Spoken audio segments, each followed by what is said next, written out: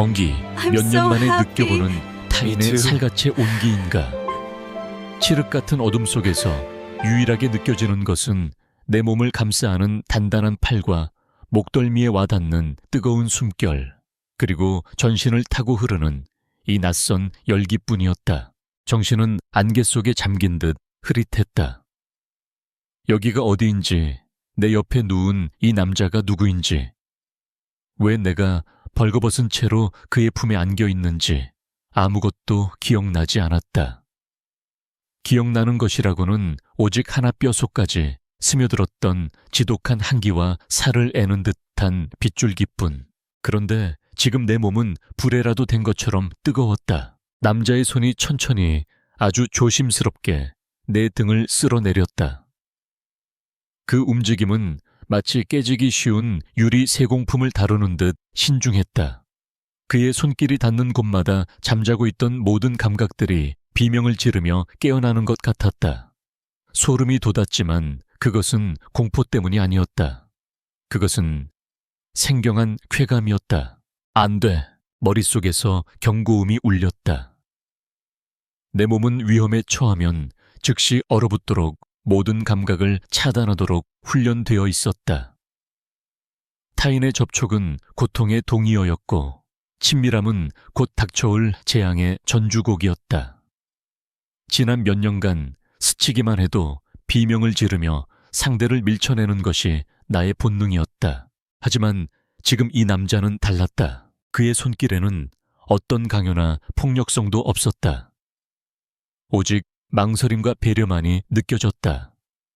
그는 마치 나의 반응을 살피듯 내가 조금이라도 움찔하면 즉시 멈출 준비가 되어 있는 것 같았다. 그의 입술이 내 귓가에 다가와 거의 들리지 않을 만큼 작은 목소리로 속삭였다. 괜찮아. 그 한마디에 얼어붙었던 심장이 쿵 하고 내려앉았다. 괜찮냐고 그 누구도 나에게 물어봐 주지 않았던 질문이었다. 괜찮지 않은 것이 당연했던 내 삶의 안부를 묻는 이 다정한 목소리는 너무나도 비현실적이었다. 나는 대답 대신 입술을 깨물었다. 목구멍까지 차오른 비명을 삼키기 위해서였다. 안 괜찮아. 조금도 괜찮지 않아. 도망쳐야 해. 이 남자는 위험해. 그의 다정함이야말로 가장 치명적인 독이야. 하지만 내 몸은 머리의 명령을 거부했다. 오히려 그의 품으로 더 파고들었다. 그의 천을 갈구했다. 춥고 어두운 심연 속에서 허우적대다 처음으로 발견한 한 줄기빛 한 줌의 온기인 것처럼 남자는 나의 침묵을 긍정으로 받아들였는지 혹은 나의 떨림을 다른 의미로 해석했는지 알 수 없었다. 그의 입술이 귓가를 떠나 목덜미로 그리고 쇄골로 천천히 내려왔다. 입술이 닿는 곳마다 축축하고 뜨거운 흔적이 남았다. 나는 눈을 감았다. 저항을 포기한 것이 아니었다. 단지 이 순간만큼은 아무것도 생각하고 싶지 않았다. 그의 손이 내 허리를 감싸고 마침내 우리의 몸이 완전히 하나로 겹쳐졌다. 그 순간 잊고 있던 끔찍한 기억의 파편이 섬광처럼 머릿속을 스쳤다. 차가운 시멘트 바닥에 감촉비릿한 피냄새, 그리고 귀를 찢는 듯한 웃음소리. 나도 모르게 짧은 신음이 터져 나왔다. 온몸이 경직되며 그를 밀어내려 했다. 본능적인 공포였다. 남자는 즉시 모든 움직임을 멈췄다. 그는 내 위에서 몸을 일으키려 하지도 나를 더 꽉 껴안지도 않았다. 그저 그대로 멈춘 채 내 눈을 찾았다. 어둠 속에서도 그의 눈이 걱정으로 빛나고 있음을 알 수 있었다. 아프면 말해. 그의 목소리는 쉬어 있었고 욕망으로 가득 차 있었지만 그 안에는 분명한 진심이 담겨 있었다. 그는 나를 상처 입히고 싶어 하지 않았다. 그의 배려가, 그가 보여준 인간적인 존중이 나의 마지막 방어선을 무너뜨렸다.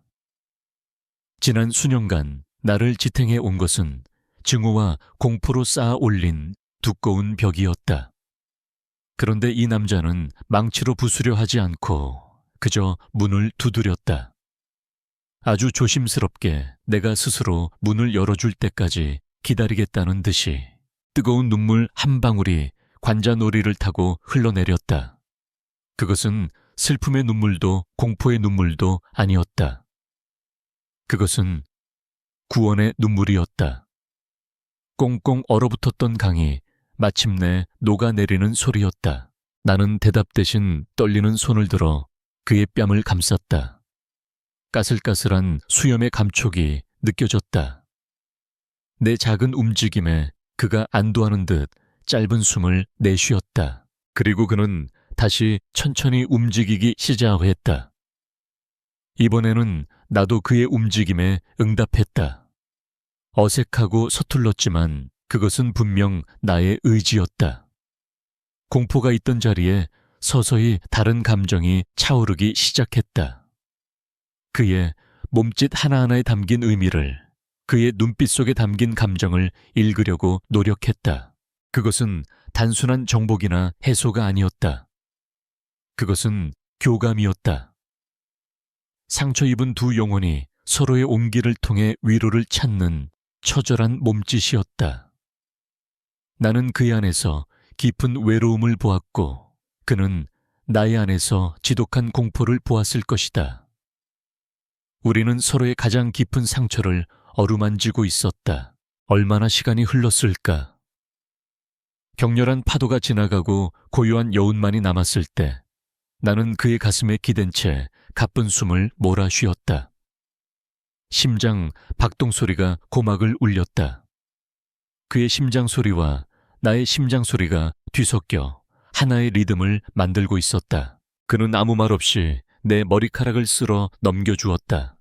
그 다정한 손길 속에서 나는 수년 만에 처음으로 완전한 어둠 속으로 빠져들었다. 악몽이 없는 깊고 평화로운 잠이었다. 얼마나 잤을까? 눈을 떴을 때 희미한 새벽빛이 두꺼운 커튼을 뚫고 방 안을 비추고 있었다. 덕분에 나는 내가 있는 곳과 내 옆에 잠든 남자의 얼굴을 제대로 볼 수 있었다. 여기는 병실도 경찰서도 내가 알던 그 어떤 곳도 아니었다. 천장이 믿을 수 없을 만큼 높았고 통유리창 밖으로는 서울의 스카이라인이 한눈에 들어왔다. 최고급 호텔의 스위트룸보다 더 호화로운 공간. 그리고 내 옆에는 나는 숨을 삼켰다. 남자는 깊이 잠들어 있었다. 날카로운 콧날, 굳게 담은 입술, 정돈되지 않은 머리카락이 이마를 덮고 있었다. 피곤한 기색이 역력했지만 그 이목구비는 마치 조각상처럼 완벽했다. 어디선가 본 적 있는 얼굴이었다. 잡지에서 혹은 뉴스에서 강지원, 대한민국 IT 업계를 이끄는 천재 CEO. 그리고 사교계 전체가 공공연하게 수군거리는 남자. 약혼녀에게 파혼당한 뒤 세상과 담을 쌓고 누구도 가까이 하지 않는다는 남자. 사람들은 그를 불능이라고 불렀다. 그런 그가 왜 내 옆에 잠들어 있는 걸까? 그리고 나는 왜 그 불능이라는 남자의 품에서 내 몸이 다시 살아나는 기적을 경험한 걸까? 모든 것이 혼란스러웠다. 어젯밤의 기억은 여전히 조각난 채 떠다녔다. 빗속의 사고, 그리고 그의 도움. 그 이후의 일들은 마치 꿈처럼 아득했다. 하지만 내 몸에 선명하게 남은 그의 흔적과 방 안을 채운 미묘한 향기는 모든 것이 현실이었음을 증명하고 있었다. 나는 조심스럽게 침대에서 빠져나와 바닥에 널브러진 내 옷을 주워 입었다. 날고해진 배달원 유니폼. 이 호화로운 공간과 전혀 어울리지 않는 초라한 나의 모습. 도망쳐야 했다. 이 모든 것을 이해할 수도 감당할 수도 없었다. 이것은 그저 하룻밤의 실수 혹은 기이한 꿈일 뿐이라고 치부해야 했다. 나는 숨을 죽인 채 현관문으로 향했다.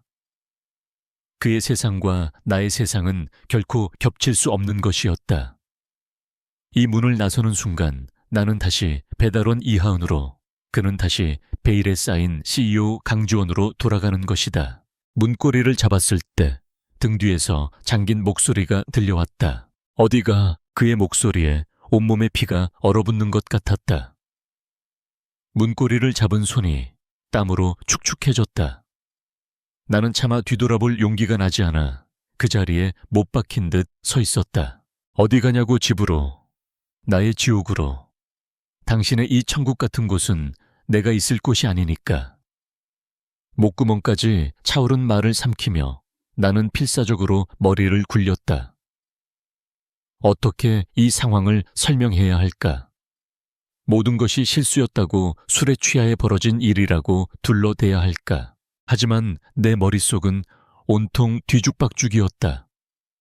어떻게 여기까지 오게 된 거지? 모든 것의 시작은 그 지독한 비였다. 그래, 모든 것은 그날 밤의 폭우 때문에 시작되었다. 사흘 전 여름의 끝자락을 알리는 장대비가 하늘의 구멍이라도 난 것처럼 쏟아져 내리던 밤이었다. 헬멧 안으로 빗물이 스며들어 시야를 가렸고 낡은 우비는 이미 제 기능을 상실한 지 오래였다. 온몸이 흠뻑 젖어 덜덜 떨렸지만 나는 스쿠터의 속력을 줄일 수 없었다. 마지막 배달이었다. 이것만 끝나면 지긋지긋한 오늘 하루도 끝이었다. 강남구 테헤란로 스카이팰리스 47-1호. 내비게이션 없이도 찾아갈 수 있는 익숙한 주소. 지난 몇 달간 거의 매일같이 음식을 배달했던 곳이었다. 강지원이라는 이름의 고객. 그는 늘 최고급 레스토랑에서 1인분이라고 하기엔 많고 2인분이라고 하기엔 적은 애매한 양의 음식을 주문했다. 그리고 배달 요청 사항에는 항상 똑같은 문구가 적혀 있었다. 문 앞에 두고 가세요. 벨 누르지 마시고 도착하면 문자 남겨주세요. 덕분에 나는 단 한 번도 그의 얼굴을 본 적이 없었다.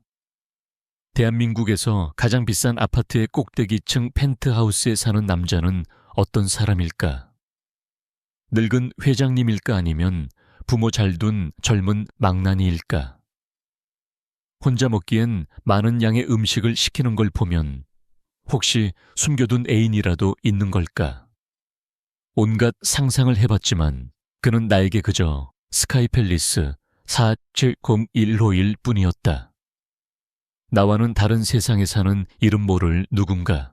그날도 나는 익숙하게 아파트 지하 주차장으로 스쿠터를 몰았다. 하지만 쏟아지는 비 때문에 마음이 급했던 탓일까? 코너를 도는 순간 바퀴가 빗물에 미끄러지며 중심을 잃었다. 짧은 비명과 함께 스쿠터가 옆으로 넘어졌고 내 몸도 함께 아스팔트 바닥으로 내동댕이 쳐졌다. 헬멧 덕분에 머리는 다치지 않았지만 무릎과 발목에서 찌르는 듯한 통증이 느껴졌다. 넘어진 스쿠터 밑에 깔린 다리를 빼내려 애썼지만 발목이 접질렸는지 조금만 움직여도 눈앞이 아찔했다. 설상가상으로 배달통이 열리면서 음식 용기가 바닥으로 쏟아졌다. 정성스럽게 포장된 음식들이 흙탕물과 뒤섞여 엉망이 된 것을 보자 절망감이 밀려왔다. 망했다. 음식값을 물어줘야 하는 건 물론이고 고객에게 항의 전화까지 받게 될 것이다. 어쩌면 이 일자리를 잃을지도 모른다. 차가운 빗물이 상처 위로 스며들어 쓰라렸다. 몸의 고통보다 앞으로 닥쳐올 현실이 더 아팠다.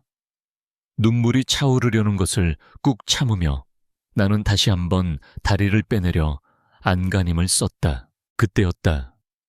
지하 주차장의 어둠 속에서 낮고 부드러운 목소리가 들려왔다. 괜찮습니까? 고개를 들자 믿을 수 없는 광경이 눈앞에 펼쳐졌다. 검은색 트레이닝복 차림의 한 남자가 우산도 없이 나를 향해 걸어오고 있었다. 흐릿한 주차장 조명 아래에서도 그의 비현실적인 외모는 단연 눈에 띄었다. 잡지, 화보에서나 볼 법한 남자. 단정하게 정돈되지 않은 머리카락과 수수한 옷차림이었지만 그에게서는 평범한 사람에게서는 느껴지지 않는 아우라가 뿜어져 나왔다. 나는 멍하니 그를 바라보았다. 그는 내 앞에 멈춰 서서 한쪽 무릎을 꿇고 앉았다. 그의 시선이 엉망이 된 음식과 내 다리 사이를 오갔다. 일어설 수 있겠어요? 그의 목소리에 나는 정신을 차렸다. 네네, 괜찮습니다. 죄송합니다. 금방 치우겠습니다. 나는 허둥지둥 몸을 일으키려 했지만 발목에 힘을 주는 순간 비명을 지르며 다시 주저앉고 말았다.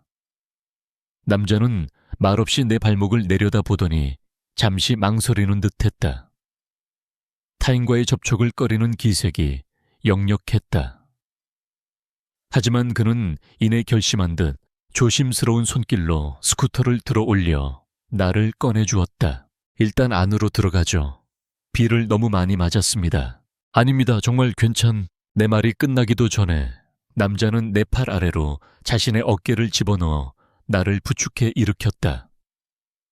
그의 몸이 닿는 순간 나는 온몸의 근육이 경직되는 것을 느꼈다.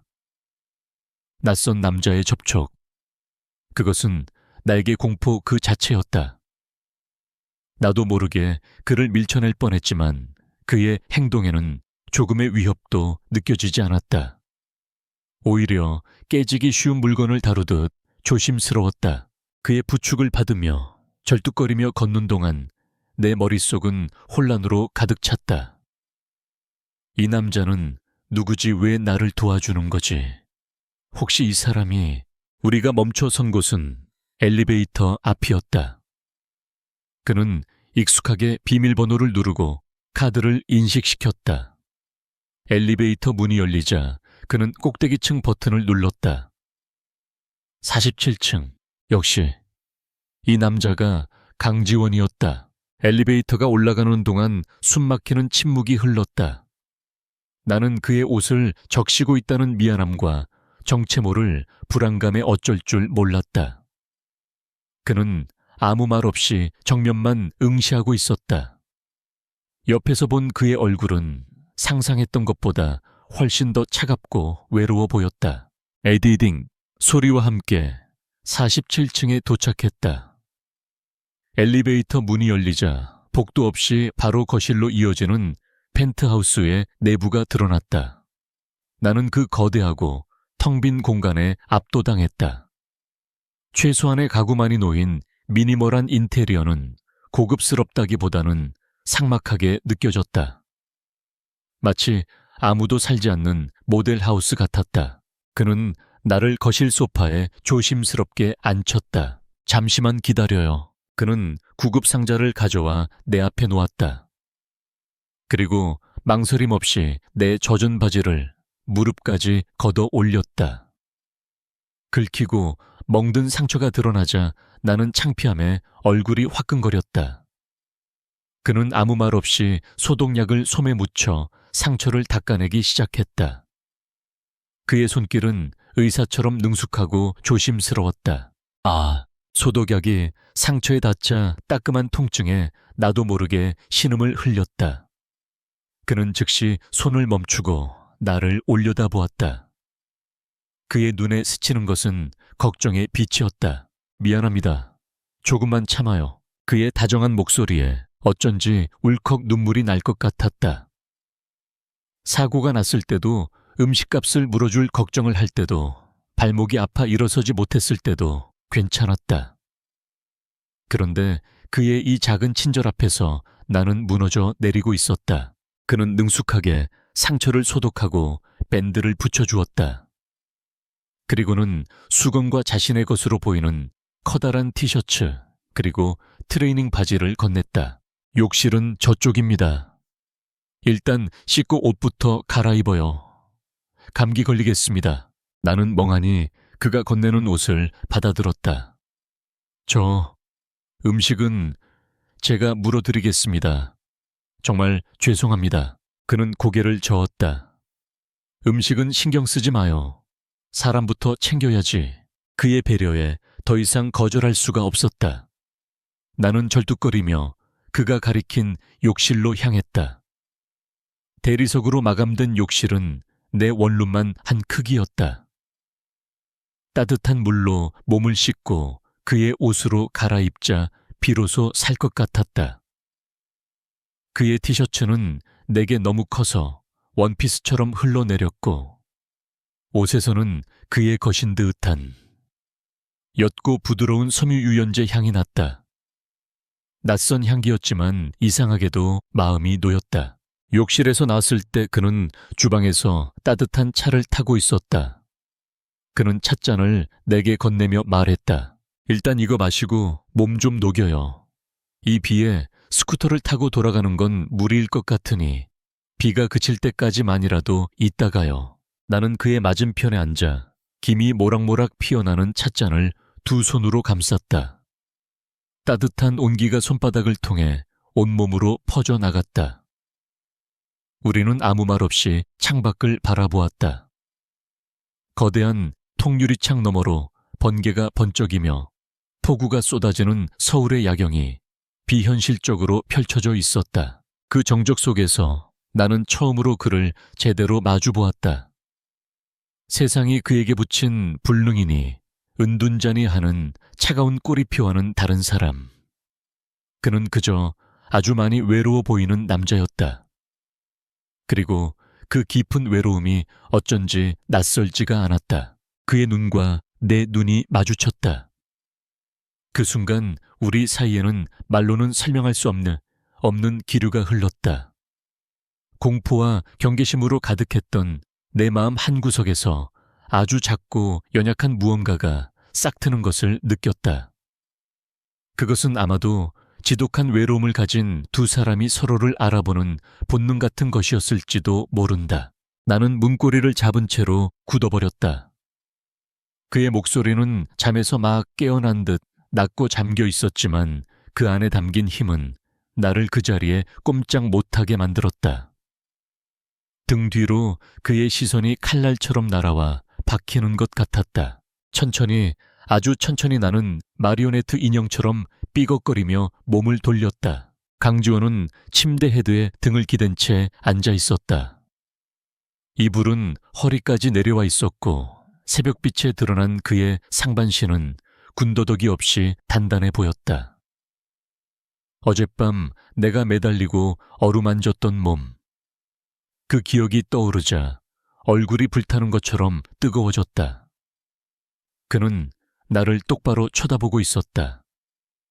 그의 눈빛은 차갑지도 화가 나 있지도 않았다. 그저 읽을 수가 없었다.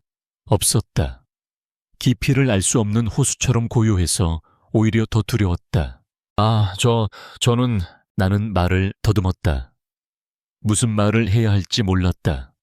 감사하다고 해야 할까? 죄송하다고 해야 할까? 아니면 그냥 모르는 척 모든 걸 잊은 척 해야 할까? 그는 내 혼란을 꿰뚫어 보기라도 한 듯 시선을 살짝 피하며 말했다. 아침 식사하고 가. 그것은 질문이 아니었다. 그렇다고 명령도 아니었다. 그저 담담한 사실의 전달 같았다. 그의 말에 나는 반박할 타이밍을 놓쳐버렸다. 그는 자연스럽게 침대에서 일어나 욕실 가운을 걸쳤다. 그의 움직임 하나하나는 기품이 배어 있었다. 나와는 근본부터 다른 사람이라는 사실이 다시 한번 뼈저리게 느껴졌다. 나는 도망치는데 실패한 죄인처럼 쭈뼛거리며 그가 이끄는 대로 주방의 아일랜드 식탁 의자에 앉았다. 어색한 침묵 속에서 커피 원두 가는 소리, 물 끓는 소리, 토스터가 빵을 구워내는 소리만이 공간을 채웠다. 그는 익숙한 듯 움직였다.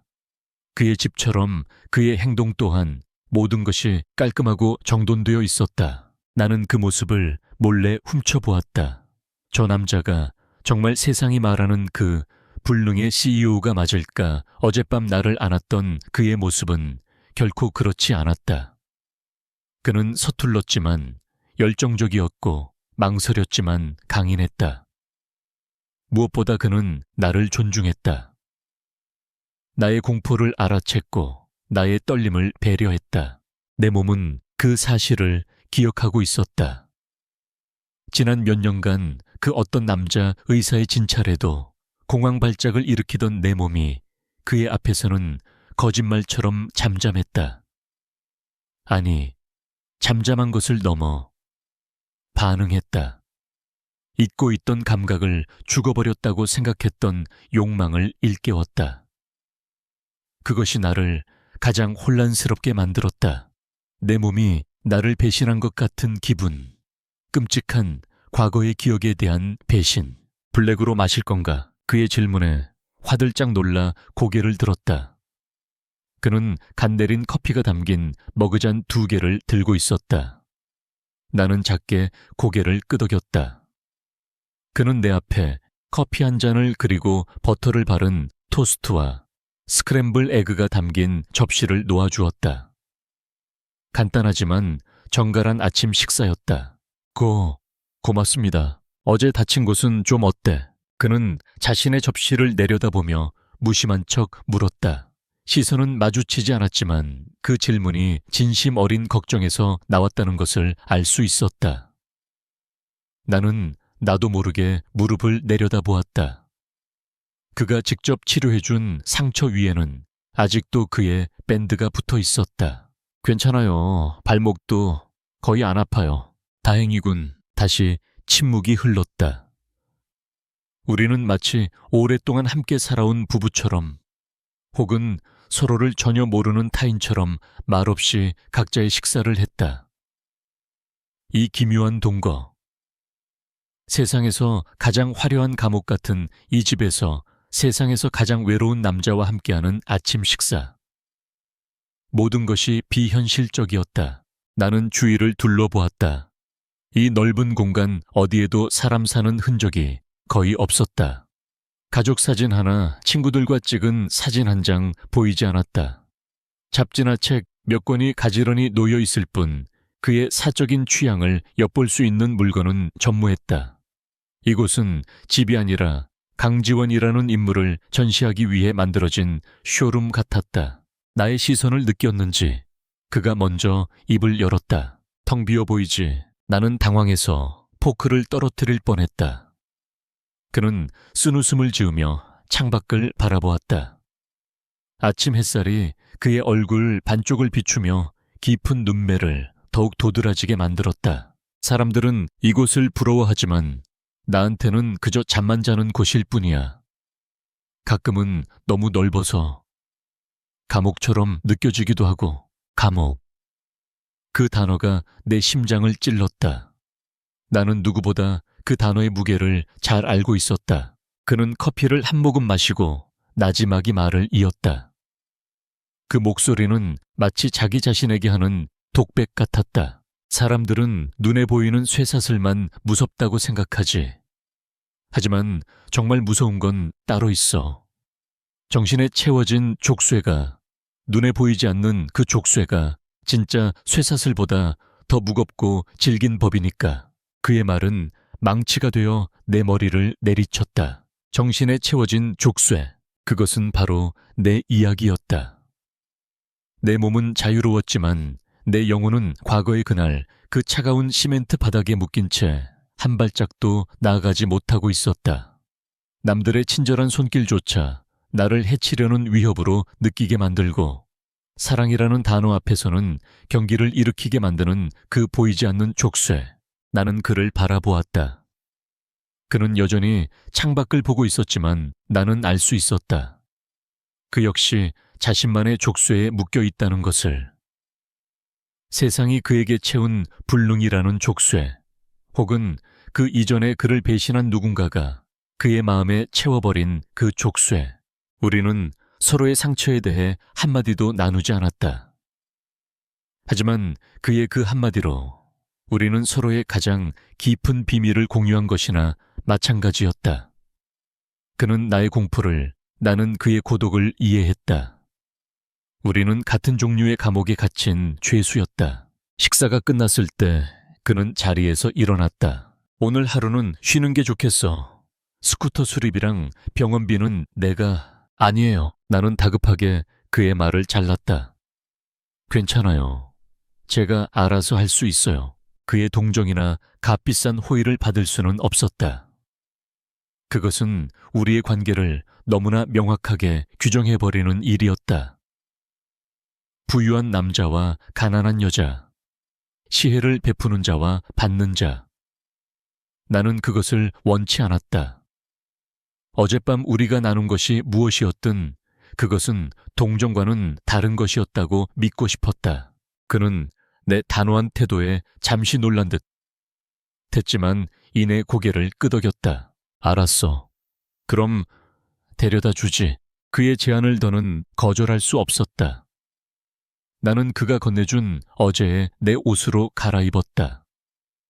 젖었다 마른 옷은 퀴퀴한 냄새를 풍겼고 그의 집을 나서는 내 모습은 그 어느 때보다 초라했다.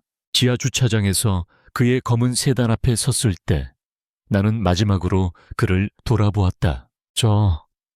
어제 그리고 오늘 아침 고마웠습니다. 그는 아무 말 없이 나를 바라보기만 했다. 나는 서둘러 채 올라탔다. 집 주소를 알려주는 짧은 대화를. 끝으로 차 안에는 다시 침묵이 흘렀다. 차가 나의 허름한 동네에 도착했을 때 나는 어젯밤의 일이 정말 꿈이었던 것처럼 느껴졌다. 그가 차를 세웠다. 고맙습니다. 안녕히 가세요. 나는 서둘러 차에서 내리려 했다. 이 어색한 시간을 끝내고 싶었다. 하지만 문을 열기 전 그가 내 이름을 불렀다. 이하은 씨. 나는 처음으로 그가 내 이름을 부르는 것을 들었다. 내 이름이 그의 입에서 나오자 너무나도 낯설게 느껴졌다. 나는 그를 돌아보았다. 다음에 또 볼 수 있을까? 그의 목소리에는 망설임이 담겨 있었다. 마치 거절당할 것을 두려워하는 소년처럼. 천하의 강지원이 나 같은 여자에게 그 질문에 내 심장이 다시 한번 크게 요동쳤다. 다음에 또 볼 수 있을까? 그의 질문은 조용한 폭탄처럼 내 머릿속에서 터졌다. 세상이 멈춘 것 같았다. 나는 그의 얼굴을 흔들림 없는 그의 눈동자를 바라보았다. 그 안에는 욕망이나 동정이 아니었다. 그것은 조심스러운 희망 같은 것이었다.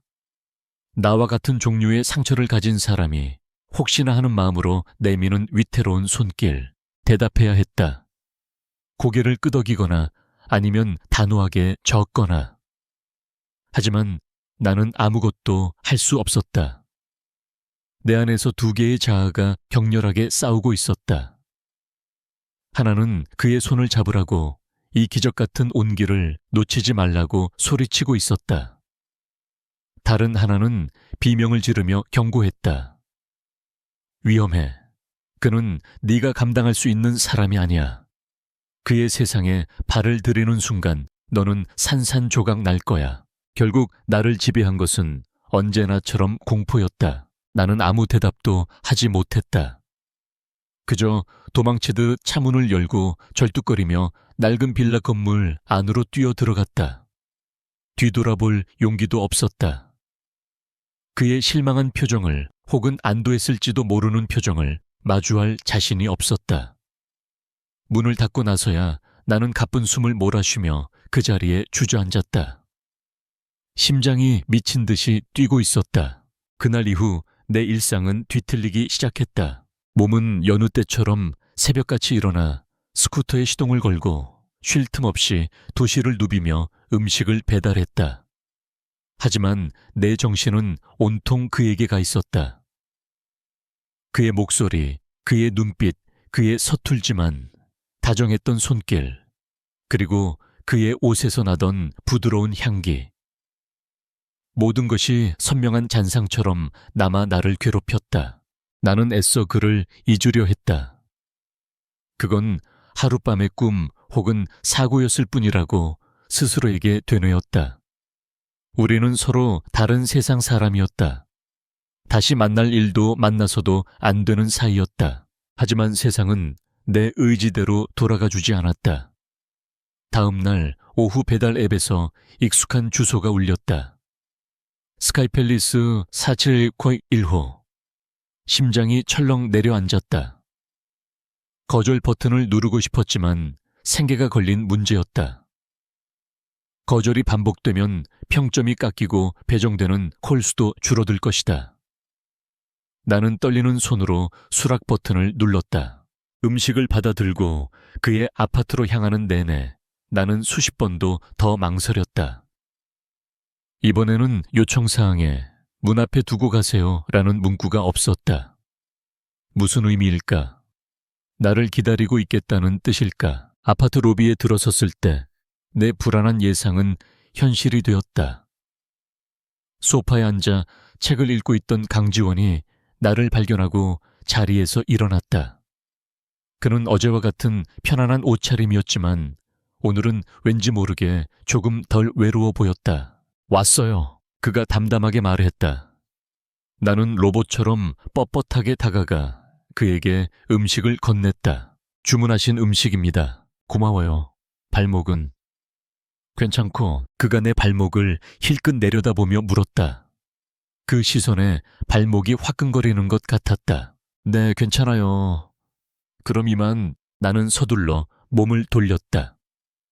그와의 대화가 길어질수록 단단히 걸어 잠갔다고 믿었던 마음의 빗장이 흔들리는 것을 느꼈기 때문이다. 하윤 씨, 그가 다시 내 이름을 불렀다.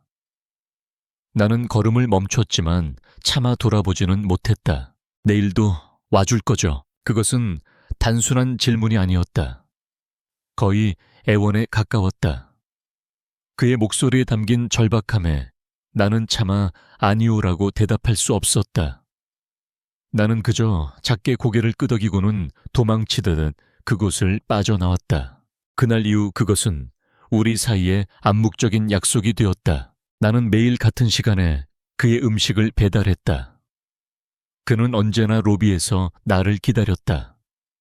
그는 더 이상 내게 다음에 또 볼 수 있냐고 묻지 않았다.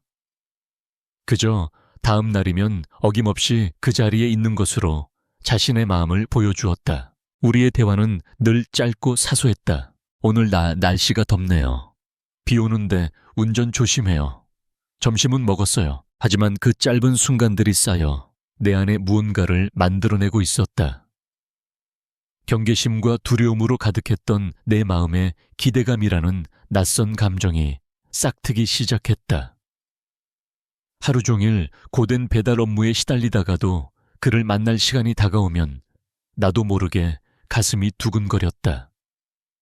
그의 얼굴을 보는 그 1분의 시간이 하루의 고단함을 씻어주는 유일한 보상이 되어가고 있었다. 그것은 위험한 중독이었다. 그러던 어느 날 사건이 터졌다. 그날은 유난히 일이 많았다. 점심시간이 훌쩍 지나도록 끼니도 거른 채 정신없이 배달을 하던 중이었다. 좁은 재래시장 골목을 통과해야 하는 배달건이었다. 시끄러운 소음과 비좁은 길 정신없이 오가는 사람들. 내가 가장 힘들어하는 환경이었다. 나는 최대한 사람들과 부딪히지 않으려 애쓰며 조심스럽게 스쿠터를 몰았다. 바로 그때였다. 술에 취한 듯한 한 남자가 비틀거리며 내 스쿠터 앞을 가로막았다. 내가 급하게 브레이크를 잡자 그가 불쾌하다는 듯 욕설을 내뱉으며 내 팔을 거칠게 붙잡았다. 어딜 박으려고 들어 눈 없어. 순간 온몸의 피가 차갑게 식었다. 남자의 손이 내 팔에 닿는 순간 잊고 있던 공포가 스위치처럼 켜졌다. 눈앞이 흐려지고 시장의 소음이 멀어졌다. 대신 귓가의 차가운 시멘트 바닥에 머리를 부딪히던 소리, 비릿한 피냄새, 그리고 그날의 끔찍한 웃음소리가 이명처럼 울려 퍼졌다. 와, 놓으세요. 목소리가 제대로 나오지 않았다. 숨이 막혔다. 심장이 가슴을 찢고 튀어나올 것처럼 광란적으로 뛰기 시작했다. 공황 발작이었다. 남자는 내 반응에 당황했는지 혹은 더 흥미를 느꼈는지 나를 놓아주지 않았다. 주변 사람들이 수군거리며 우리를 쳐다봤지만 누구 하나 선뜻 나서는 사람이 없었다. 세상에 나 혼자만 남겨진 기분. 이대로 질식해서 죽어버릴 것만 같았다. 바로 그 순간 누군가 남자의 손목을 단호하게 붙잡았다. 그 손 놓으시죠. 얼음장처럼 차갑고 낮은 목소리. 나는 흐릿한 시야 속에서 익숙한 실루엣을 보았다. 강지원.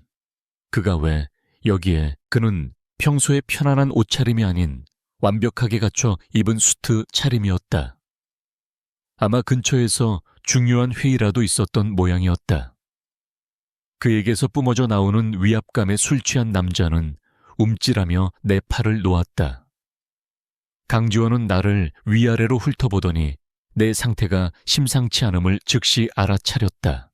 그는 더 이상 남자와 실랑이하지 않았다. 대신 나를 이끌고 조용한 골목으로 향했다. 그는 내게서 서너 걸음 떨어진 곳에 멈춰 섰다. 나를 만지거나 다그치거나 질문하지 않았다. 그저 거리를 둔 채 내가 스스로 진정할 시간을 주었다. 이하은 씨, 나예요. 강지원, 그가 나지막이 말했다. 그의 목소리는 닷과 같았다. 폭풍우 치는 바다에서 길을 잃은 내 정신을 현실에 단단히 고정시켜 주었다. 숨을 쉬어요. 천천히, 나를 따라서. 그는 과장된 몸짓으로 숨을 크게 들이마시고 길게 내쉬었다. 나는 홀린 듯 그의 호흡을 따라했다. 한 번, 두 번. 거친 숨소리가 점차 잦아들고 미친 듯이 뛰던 심장도 서서히 안정을 되찾았다. 그는 내가 완전히 진정될 때까지 아무 말 없이 기다려 주었다. 그는 나를 고장난 사람으로 보지 않았다. 그저 아픈 사람으로, 도움이 필요한 사람으로 대하고 있었다. 그의 그 고요한 배려가 그 어떤 위로의 말보다 더 큰 힘이 되었다. 발작이 멈추자 온몸에 힘이 빠지면서 다리가 후들거렸다. 휘청거리는 나를 그가 반사적으로 붙잡아 주었다. 이번에는 나도 그의 손길을 피하지 않았다. 그의 단단한 팔에 의지한 채 나는 안도감에 눈을 감았다. 그의 품에서 나는 처음으로 안전함이라는 단어의 의미를 실감했다. 나의 가장 끔찍하고 약한 모습을 보였음에도 그는 도망가지 않고 내 곁을 지켜주었다. 내 마음속 단단했던 벽에 마침내 커다란 균열이 생기고 있었다. 그날 이후 강지원은 더 이상 로비에서 나를 기다리지 않았다. 대신 그는 내 스케줄에 맞춰 내가 가장 한가한 시간대에 음식을 주문했다. 그리고 배달 요청 사항에는 늘 같은 말이 적혀 있었다. 천천히 조심해서 와요. 우리의 만남의 장소는 로비에서 그의 집 앞으로 바뀌었다. 그는 현관문을 살짝 열어둔 채 나를 기다렸고 내가 도착하면 안으로 들어와 잠시 쉬었다 가라고 말했다. 처음에는 극구 사양했지만 그의 고집을 꺾을 수는 없었다. 그렇게 나는 그의 세상에 조금씩 아주 천천히 발을 들여놓게 되었다. 우리는 그의 텅 빈 거실 소파에 앉아 10분, 20분씩 대화를 나누었다. 그는 내게 시시콜콜한 것들을 물었다.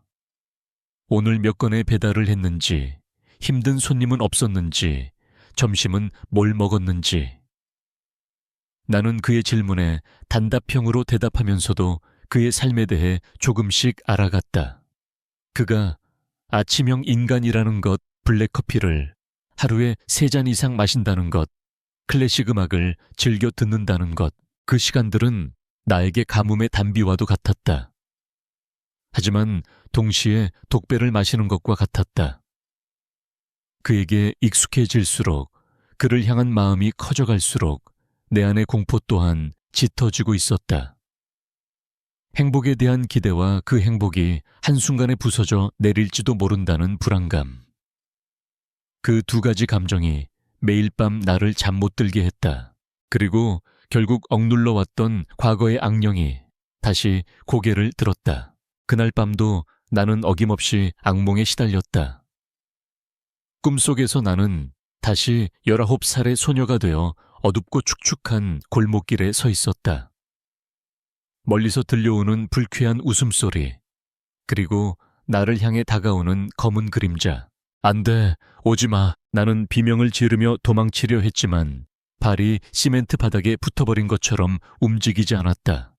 그림자가 점점 더 가까워지고 마침내 그 끔찍한 얼굴이 눈앞에 나타났을 때 나는 비명을 지르며 잠에서 깨어났다. 온몸은 식은땀으로 흠뻑 젖어 있었고 심장은 통증이 느껴질 정도로 격렬하게 뛰고 있었다.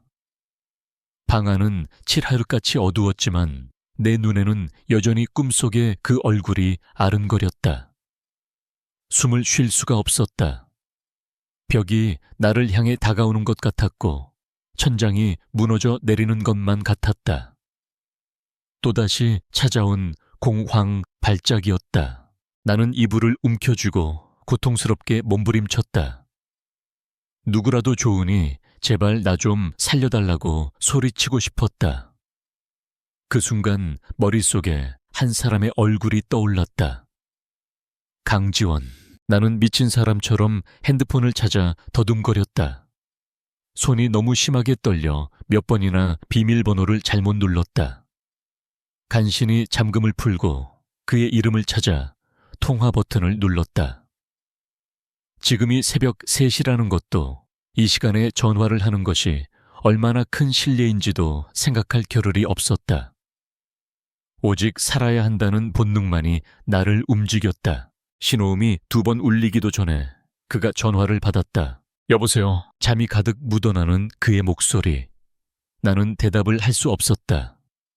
목이 졸리는 것처럼 소리가 나오지 않았다. 그저 흐 하는 거친 숨소리와 신음만이 새어나왔다. 수화기 너머로 그가 벌떡 일어나는 소리가 들렸다. 그의 목소리가 순식간에 날카로워졌다. 예은 씨, 무슨 일 있어요? 대답 좀 해봐요. 살려주세요. 나는 간신히 한마디를 내뱉고는 핸드폰을 떨어뜨렸다. 그리고 그대로 의식을 잃었다. 얼마나 지났을까? 누군가 내 방문을 거칠게 두드리는 소리에 정신이 들었다. 이하은 씨, 문 좀 열어봐요. 안에 있어요. 강지원의 목소리였다. 나는 비틀거리며 일어나 현관으로 향했다. 문을 열자 땀에 젖은 머리카락과 헐떡이는 숨, 그리고 걱정으로 새파랗게 질린 그의 얼굴이 보였다. 그는 내가 문을 열자마자 내 어깨를 붙잡고 위아래로 훑어보았다. 괜찮아요. 어디 다친 데는 없고. 나는 고개를 저었다. 그의 얼굴을 보자마자 긴장이 풀리면서 다리에 힘이 풀려 주저앉을 뻔했다. 그가 재빨리 나를 부축해 방 안으로 들어왔다. 그는 내 초라한 원룸을 둘러보았다. 한 사람이 겨우 누울 수 있는 좁은 공간, 낡은 가구들, 그리고 벽지 곳곳에 핀 곰팡이. 그의 세상과는 너무나도 다른 나의 현실. 그는 아무 말도 하지 않았지만 그의 눈빛이 슬프게 흔들리는 것을 보았다. 그는 나를 침대에 앉히고 주방으로 가 물을 한 컵 따라왔다. 마셔요. 나는 떨리는 손으로 물컵을 받아 단숨에 들이켰다. 차가운 물이 목구멍을 타고 넘어가자 비로소 정신이 좀 드는 것 같았다. 그는 내 옆 딱딱한 바닥에 주저앉았다. 우리는 한동안 아무 말도 하지 않았다. 낡은 냉장고가 웅궁거리는 소리만이 정적을 채웠다. 먼저 침묵을 깬 것은 그였다. 무슨 일이 있었는지 말해줄 수 있어요. 그의 목소리는 한없이 부드러웠다. 마치 내가 놀라지 않도록, 상처가 덧나지 않도록 조심하는 것 같았다. 나는 고개를 숙였다. 지금까지 누구에게도, 심지어 상담세계조차 제대로 털어놓지 못했던 이야기였다. 그날의 일을 입 밖으로 꺼내는 것은 상처를 다시 헤집어 생사를 드러내는 것과 같은 고통이었다. 하지만 나는 그의 눈을 보았다. 그의 눈 안에는 호기심이나 동정이 아니었다. 그저 깊은 이해와 연민이 담겨 있었다. 그는 나를 판단하지 않을 것이라는 믿음이 생겼다. 그래서 나는 이야기했다. 더듬거리며 중간중간 호흡을 골라가며 나의 지옥에 대해 털어놓았다. 19 살수능이 끝난 겨울밤. 친구들과 헤어져 집으로 돌아오던 어두운 골목길. 그리고 그곳에서 마주친 3명의 남자들. 그 이후의 일들은 차마 입에 담을 수 없었다. 나는 그 끔찍한 폭력의 과정을 설명하는 대신 그 이후에 내 삶에 대해 말했다. 사람을 만지는 것도 만져지는 것도 병적으로 무서워하게 된 것. 언제나 나를 따라다니는 더럽다는 자기 혐오. 남들의 작은 친절조차 의심하게 만드는 깊은 불신. 그리고 매일 밤 나를 찾아오는 악몽. 내 이야기는 두서없고 서툴렀지만 그는 단 한 번도 내 말을 끊지 않고 끝까지 들어주었다. 그는 그저 나의 고통을 온전히 자신의 것으로 받아들이고 있었다. 이야기를 마쳤을 때 나는 탈진 상태였다. 눈물조차 흐르지 않았다. 그는 말없이 일어나 내 옆에 앉아 내 어깨를 아주 조심스럽게 감싸 안았다.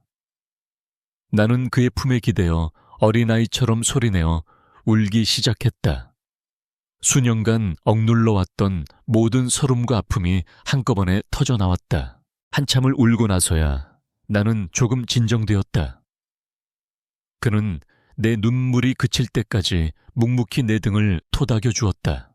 이제 내 이야기를 해줄게요. 그가 나지막이 말했다. 나는 고개를 들어 그를 보았다. 그는 자신의 상처에 대해서도 담담하게 털어놓았다. 유서 깊은 재벌 가문과의 정략 결혼. 사랑 없는 약혼 관계. 그는 사업적인 파트너로서 그녀를 존중했지만 그녀는 달랐다. 그녀는 몰래 다른 남자를 만나고 있었고 결국 파혼을 선언하며 그에게 씻을 수 없는 상처를 주었다. 그녀는 내가 남자로서 매력이 없다고 했어요. 공개적으로 모든 언론 앞에서. 자신의 외도를 정당화하기 위해 나를 문제 있는 남자로 만들어버렸죠. 그의 목소리는 담담했지만 나는 그 안에 숨겨진 깊은 분노와 수치심을 느낄 수 있었다. 그 말이 족쇄가 됐어요. 처음에는 아니라고 부정했지만 어느 순간부터 나 스스로도 그렇게 믿게 되더군요. 그 이후로 누구를 만나도 안 됐어요. 몸이 마음을 따라주지 않았죠. 의사는 시민성 발기부전이라고 하더군요. 마음의 상처가 몸을 지배해버린 거라고. 이제야 모든 조각이 맞춰졌다. 세상이 그에게 붙인 불능이라는 딱지는 배신이 낳은 깊은 트라우마였다. 우리는 서로의 가장 추악하고 아픈 상처를 마주보았다. 그 순간 우리는 더 이상 부유한 CEO와 가난한 배달원이 아니었다. 그저 똑같이 상처 입고 똑같이 외로운 2명의 인간일 뿐이었다. 그날 밤 우리는 아무 일도 없었다. 그는 그저 내 옆에 누워 내가 잠들 때까지 손을 잡아주었다. 그의 손은 따뜻했다. 그 온기 속에서 나는 수년 만에 처음으로 악몽 없는 깊은 잠에 빠져들었다. 그날 밤 이후 우리 사이에는 미묘한 변화가 생겼다. 우리는 서로의 가장 깊은 상처를 공유한 공범자이자 서로의 유일한 구원자였다.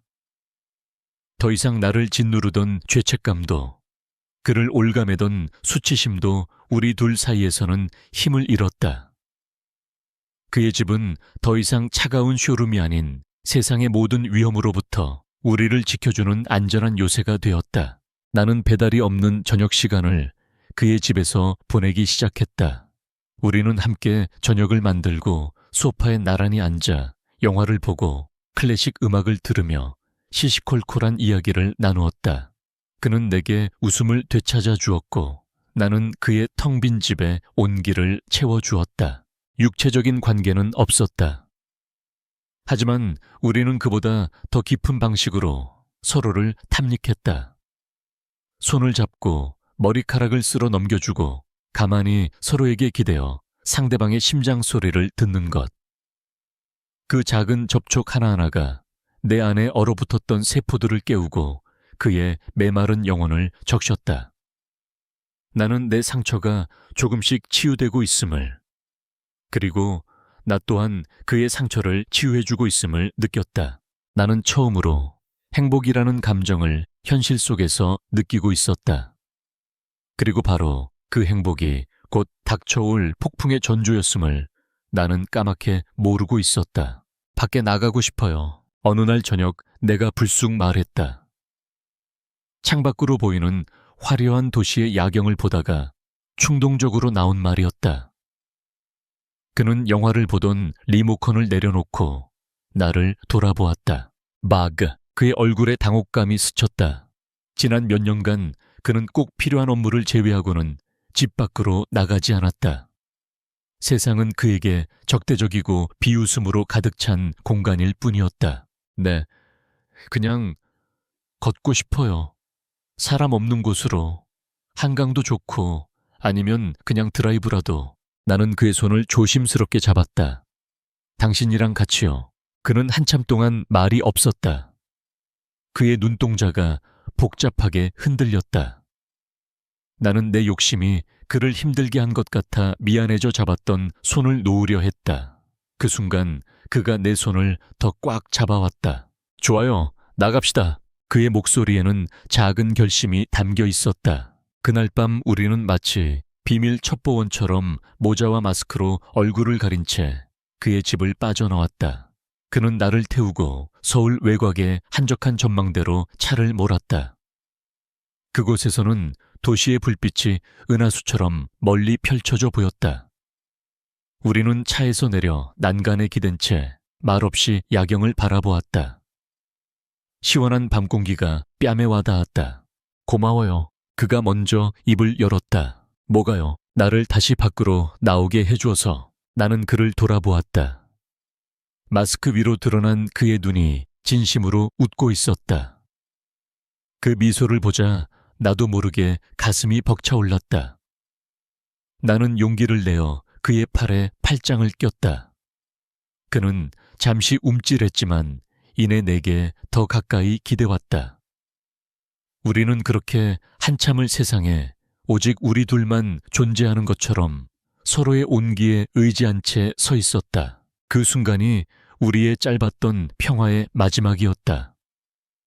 그 어둠 속 어딘가에서 탐욕스러운 렌즈가 우리를 향해 번쩍이고 있었다는 사실을 우리는 알지 못했다. 다음 날 아침 세상이 뒤집혔다. 나는 배달 준비를 하던 중 동료가 보여준 핸드폰 화면을 보고 그 자리에 얼어붙었다.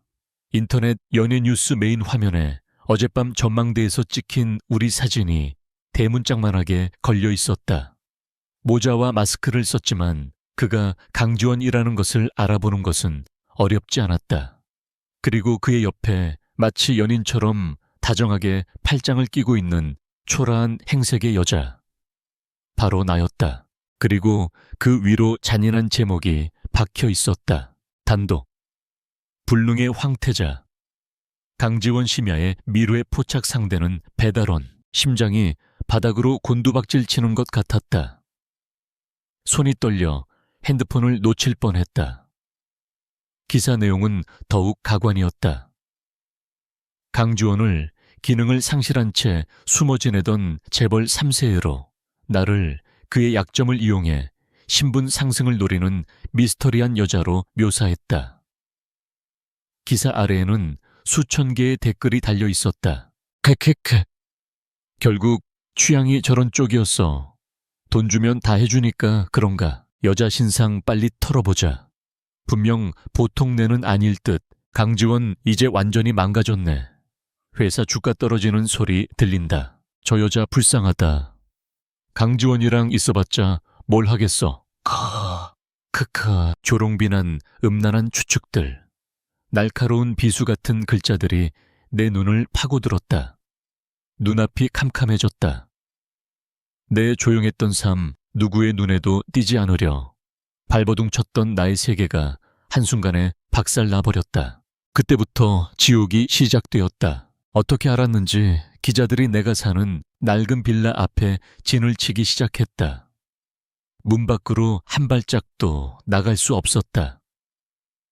인터넷에는 강지원의 배달부라는 제목으로 내 얼굴 사진과 함께 이름 나이, 내가 일하는 배달 대행업체 정보까지 순식간에 퍼져나갔다.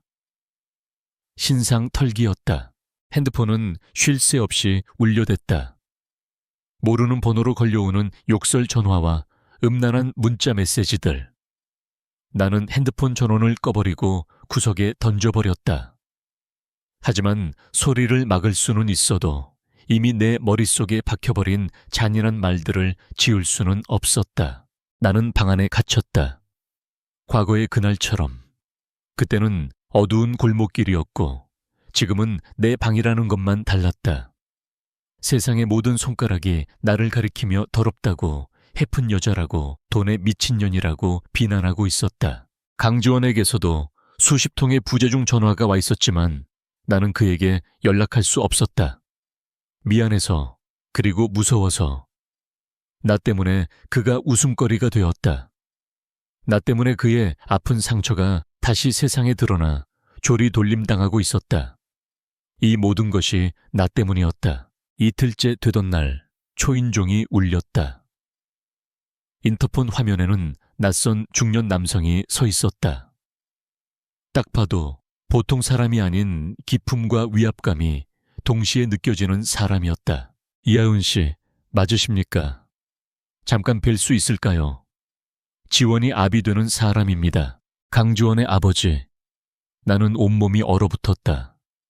그는 나를 찾아와 차갑고 단호한 목소리로 말했다. 내 아들 인생에서 당장 사라져주게. 같은 시각 강지원은 그룹 본사 회장실에서 가족들과 이사진에게 둘러싸여 있었다. 나중에 들은 이야기였다. 그의 아버지는 책상을 내리치며 소리쳤다고 한다. 네가 드디어 미쳤구나.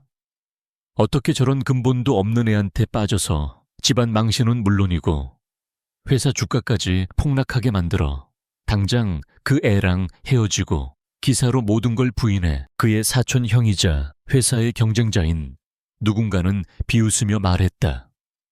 지원아, 내 몸 상태는 우리가 다 이해하지만 그래도 여자를 구하려면 좀 더 나은 데서 구했어야지. 하필이면 배달부라니. 모두가 그를 압박하고 비난하고 우리의 관계를 추잡한 스캔들로 몰아갔다. 하지만 그는 그 모든 화살을 혼자 온몸으로 맞으며 단호하게 말했다고 한다. 그 사람은 제게 과분한 사람입니다. 건드리지 마십시오. 이 일은 제가 모두 책임지겠습니다. 그는 회의실을 박차고 나와 곧장 내게로 달려왔다. 하지만 내가 마주한 것은 그의 아버지가 남기고 간 차가운 경고와 우리의 관계가 그와 그의 가족에게 얼마나 큰 피해를 주고 있는지에 대한 냉혹한 현실뿐이었다. 그가 내 방문을 두드렸을 때 나는 문을 열어주지 않았다. 하은 씨, 제발 문 좀 열어봐요. 내 말 좀 들어줘요. 나는 문에 등을 기댄 채 주저앉아 입을 틀어막고 흐느꼈다. 문 하나를 사이에 두고 우리는 서로의 절규를 들었다. 그를 사랑했다. 그래서 그를 망가뜨릴 수 없었다. 그를 지키는 유일한 방법은 그의 말대로 그의 인생에서 사라져주는 것뿐이었다. 나는 문에 등을 기댄 채 무너져 내렸다. 그의 목소리가 애타게 내 이름을 부르는 그 절박한 음성이 문을 뚫고 들어와 심장을 난도질했다. 문 하나를 사이에 두고 우리는 각자의 지옥 속에서 서로를 향해 손을 뻗고 있었다. 하지만 나는 그 손을 잡을 수 없었다. 내 손은 이미 더러워졌고 그를 붙잡는 순간 그 역시 이 진흙탕 속으로 끌려 들어올 것이기 때문이었다. 제발 가줘요.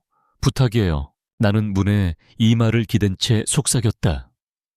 내 목소리는 울음에 잠겨 거의 들리지 않았지만 그는 들었을 것이다.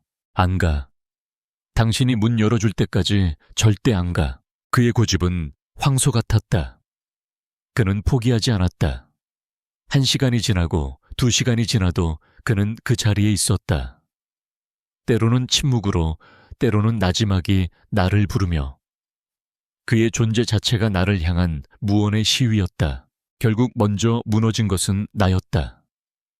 더 이상 이 숨막히는 대치를 견딜 수 없었다.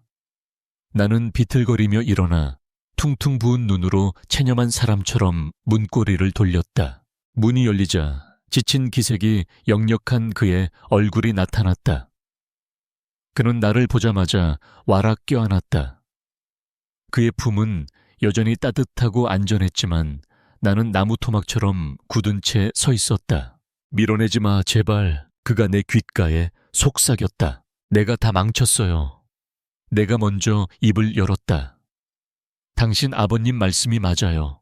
나는 당신 인생의 오점이에요. 내가 사라져야 당신이... 닥쳐. 그가 내 말을 잘랐다. 그의 목소리는 낮고 단호했다. 그는 내 어깨를 잡고 나를 자신에게서 살짝 떼어내 눈을 맞췄다. 그의 눈동자가 불꽃처럼 타오르고 있었다. 누구도 당신을 그렇게 부르게 내버려 두지 않아. 당신 아버지도 세상 사람들도. 그리고 무엇보다 당신 자신도. 그의 단호함에 나는 할 말을 잃었다. 바로 그때 구석에 던져두었던 내 핸드폰이 미친 듯이 울리기 시작했다. 강지원이 직접 전원을 켜둔 것이었다. 화면에는 수십 개의 알림이 떠 있었다. 모두 새로운 인터넷 기사에 대한 것이었다. 그가 내 대신 핸드폰을 집어들었다. 화면을 확인하는 그의 얼굴이 순식간에 분노로 일그러졌다. 그는 무어라 욕설을 내뱉으며 핸드폰을 벽에 던져버리려다 간신히 참는 듯 했다. 보지마. 그가 나를 막아섰지만 나는 이미 그의 어깨너머로 화면의 제목을 보고 말았다. 그리고 그 제목을 본 순간 나는 차라리 죽는 게 낫다고 생각했다. 강지원 씨는 약혼녀 오수진 단독 인터뷰. 그녀의 과거 동정심을 이용한 계획된 접근이었어요. 오수진. 그를 배신하고 그의 마음에 지워지지 않는 상처를 새겼던 여자. 그녀가 전면에 나선 것이다.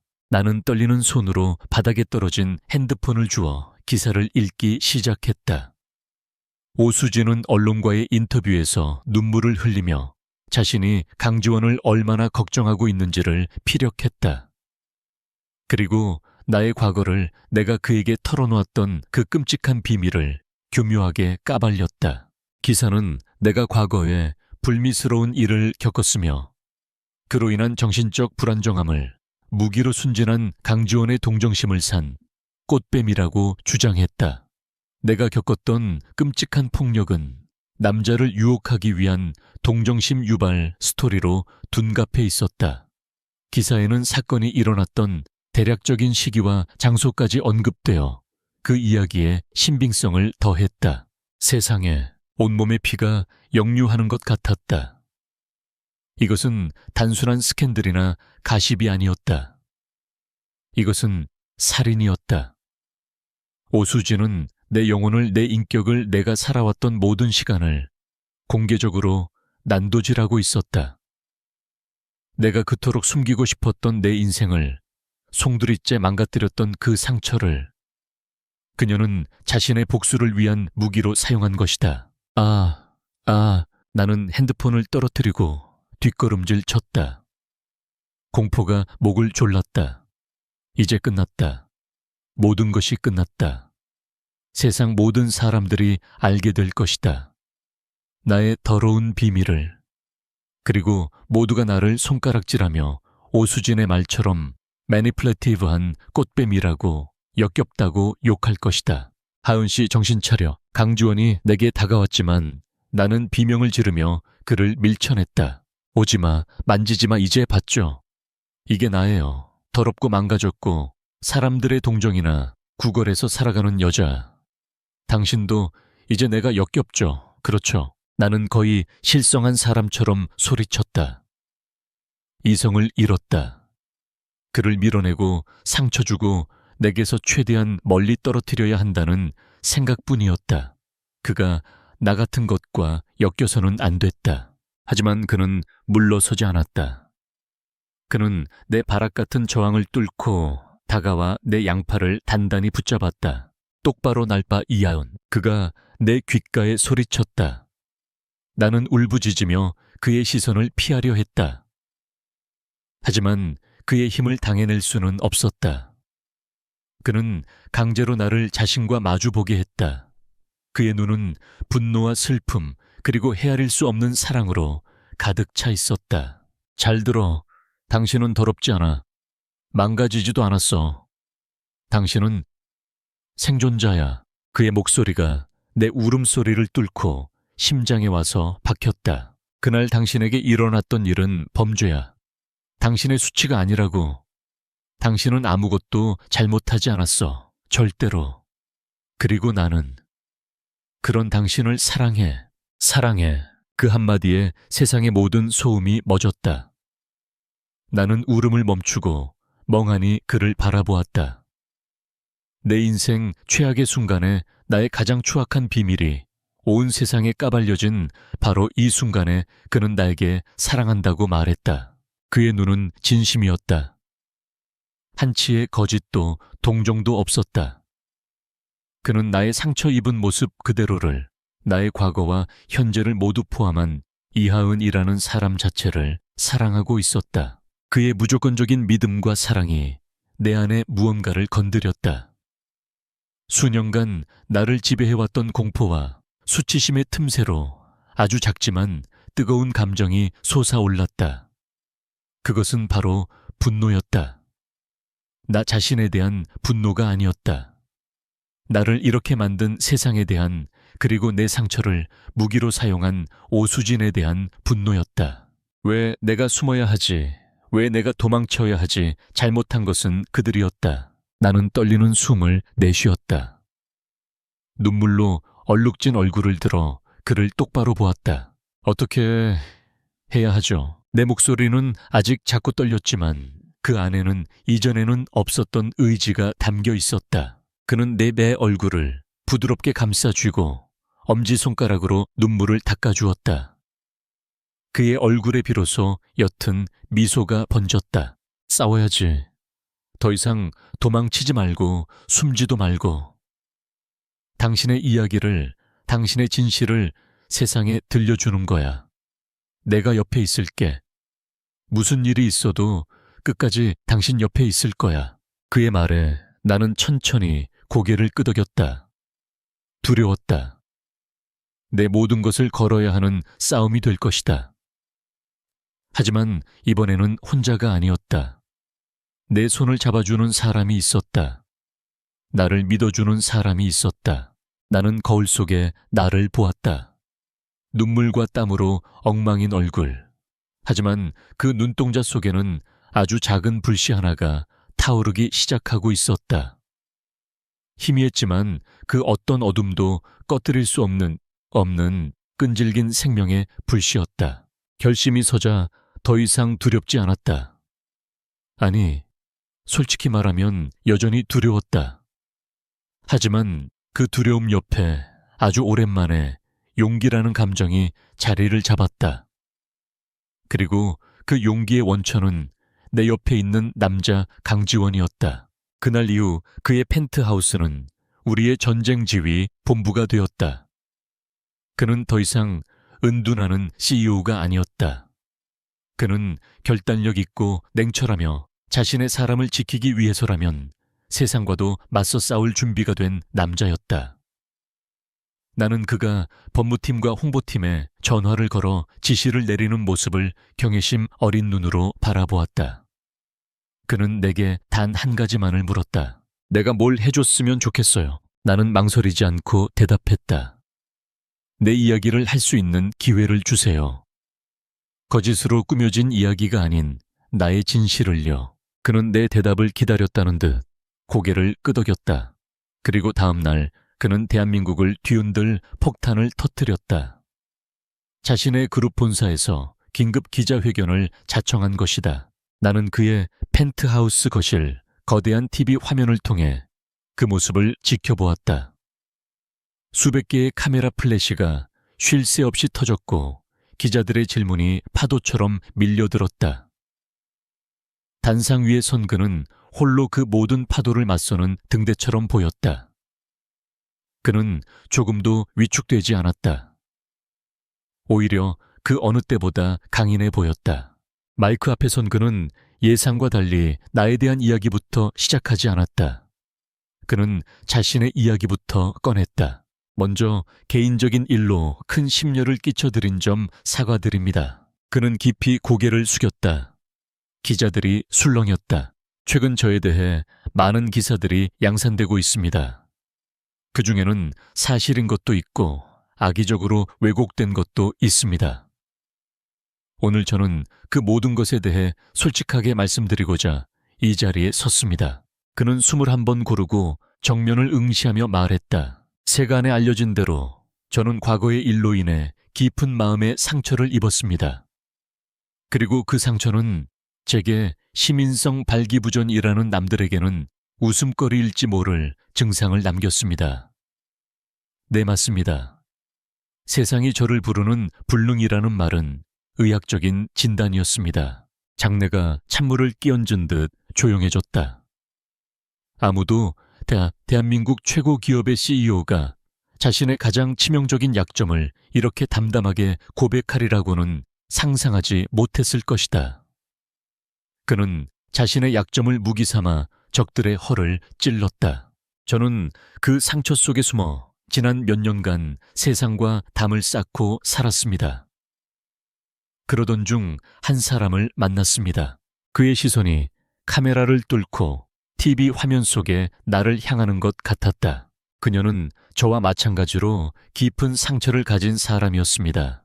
하지만 그녀는 저처럼 숨거나 도망치지 않았습니다. 세상의 편견과 냉대 속에서도 매일 땀 흘려 일하며 꿋꿋하게 자신의 삶을 살아내는 제가 아는 그 누구보다 용감하고 강한 사람이었습니다. 그의 목소리가 단호해졌다. 그런 그녀에게 제 전 약혼녀인 오수진 씨는 너무나도 비열하고 잔인한 방식으로 또 다른 상처를 주었습니다. 한 인간의 가장 끔찍한 고통을 자신의 질투심을 채우기 위한 가십거리로 전락시켰습니다. 이것은 단순한 명예훼손이 아닙니다. 이것은 한 생존자에 대한 명백한 2차 가해이며 인격 살인입니다. 생존자. 그는 다시 한번 나를 생존자라고 불렀다. 그 단어는 내 가슴에 박혀 지난 수년간 나를 짓눌러왔던 피해자라는 낙인을 지워버렸다. 이혜연 씨와 저의 관계는 동정심을 이용한 계획된 접근 같은 것이 아닙니다. 상처 입은 두 사람이 서로를 알아보고 보듬어 안고 함께 치유해 나가는 과정입니다. 저는 이하은 씨를 사랑합니다.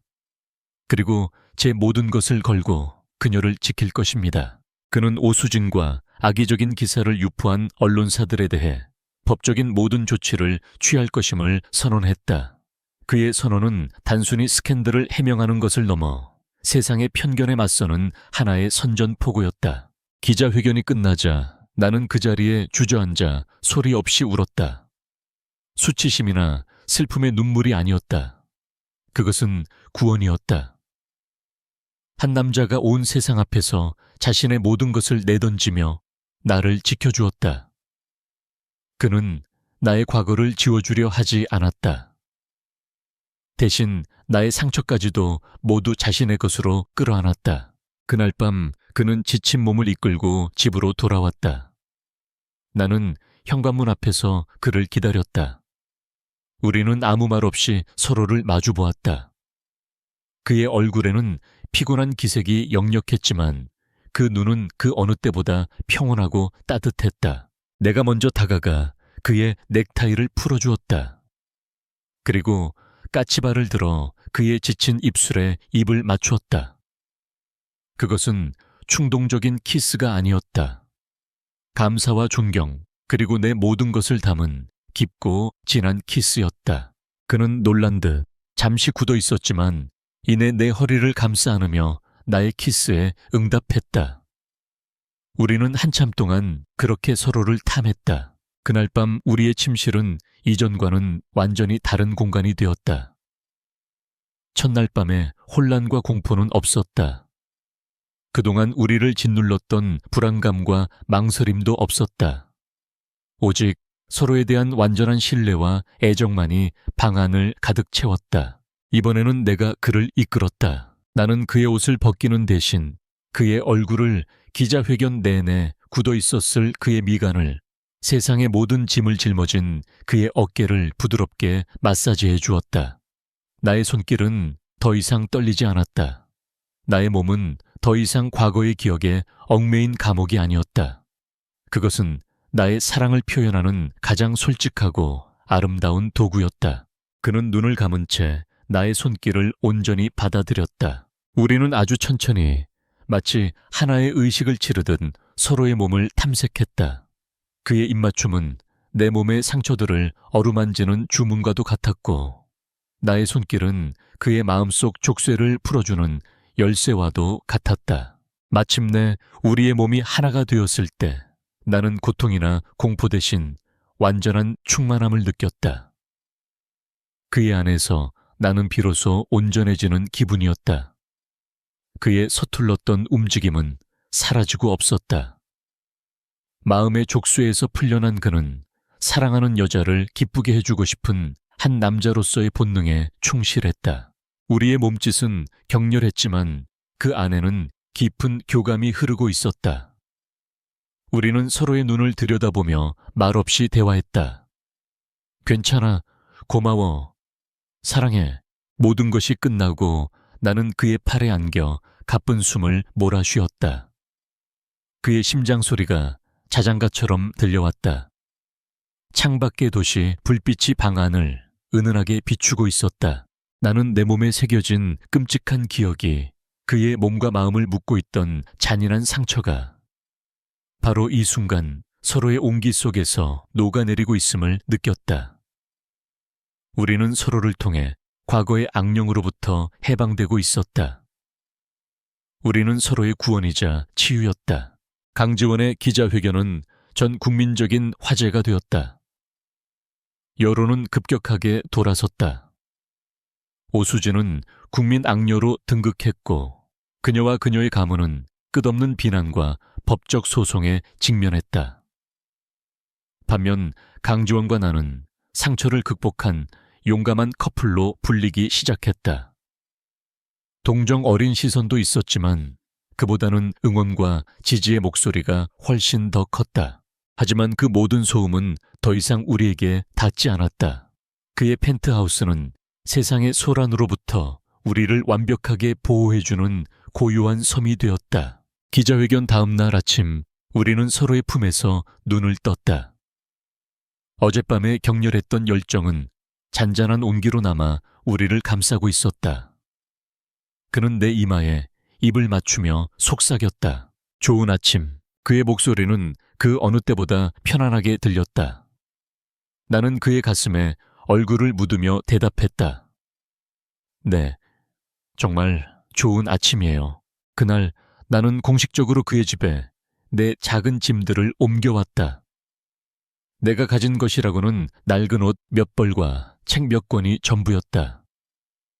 나의 초라한 짐들은 그의 거대하고 호화로운 드레스룸 한편에 초라하게 자리를 잡았다. 하지만 그는 내 짐 중에서 낡은 곰인형 하나를 꺼내 그의 침대 머리맡에 놓아주었다. 마치 이곳의 진짜 주인은 너라는 듯이 우리의 함께하는 삶은 그렇게 시작되었다. 나는 더 이상 배달 일을 하지 않았다. 그가 위험하다며 극구 말렸기 때문이다. 갑자기 일이 없어지자 처음 며칠은 불안하고 어색했다. 아무것도 하지 않고 그의 돈으로 살아가는 것 같아 죄책감도 들었다. 그런 내 마음을 읽었는지 어느 날 저녁 그가 내게 물었다. 하고 싶은 일 없어요. 나는 잠시 망설였다. 꿈. 그런 사치스러운 단어는 내 인생에서 지워버린 지 오래였다. 나는 그저 살아남기 위해 발버둥 쳤을 뿐이었다. 잘 모르겠어요. 천천히 생각해봐요. 뭐든 괜찮으니까 당신이 즐거울 수 있는 일이면 돼. 그의 말에 용기를 얻어 나는 아주 오랫동안 마음속 깊이 묻어두었던 작은 소망을 꺼내놓았다. 빵을 만들어 보고 싶어요. 따뜻하고 달콤한 냄새가 나는 그런 거요.